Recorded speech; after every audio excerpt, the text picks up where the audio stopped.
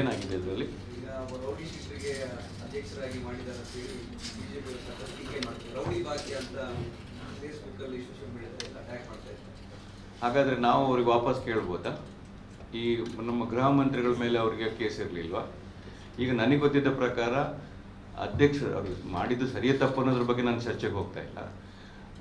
But ನನಗೆ ಗೊತ್ತಿದ್ದ ಪ್ರಕಾರ ಈಗ ಅವ್ರ ಮೇಲೆ ಯಾವುದೇ ಕೇಸ್ಗಳಿಲ್ಲ ಅಂತೆ. ಸುಮಾರು 2008ರಲ್ಲೇನೋ ಕೇಸ್ ಇತ್ತಂತೆ. ಆಮೇಲೆ ಅವ್ರದ್ದೆಲ್ಲ ಕೇಸ್ ಖುಲಾಸೆ ಆಗಿದೆ ಅಂತೆ. ಈಗ ಯಾವುದೇ ಅವ್ರ ಮೇಲೆ ಕೇಸ್ ಇಲ್ಲ.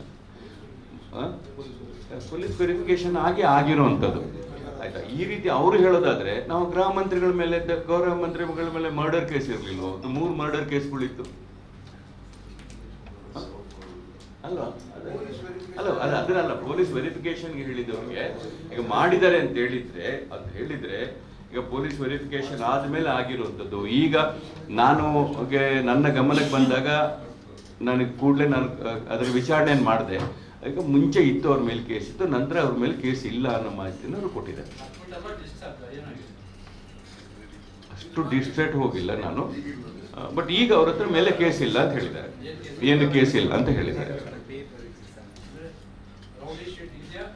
ಈಗ ಇಲ್ಲ ಅಂತ ಹೇಳಿದ್ದಾರೆ. ಸ್ಪಷ್ಟವಾಗಿ ನಾನು ಕೇಳಿದ್ದಕ್ಕೆ ಅವ್ರ ಮೇಲೆ ರೌಡಿ ಶೀಟ್ ಇಲ್ಲ ಮತ್ತೆ ಯಾವುದೇ ರೀತಿಯ ಕೇಸುಗಳು ಅವ್ರ ಮೇಲೆ ಇಲ್ಲ ಅನ್ನೋ ಮಾತನ್ನ ಹೇಳಿದ್ದಾರೆ ಸರ್.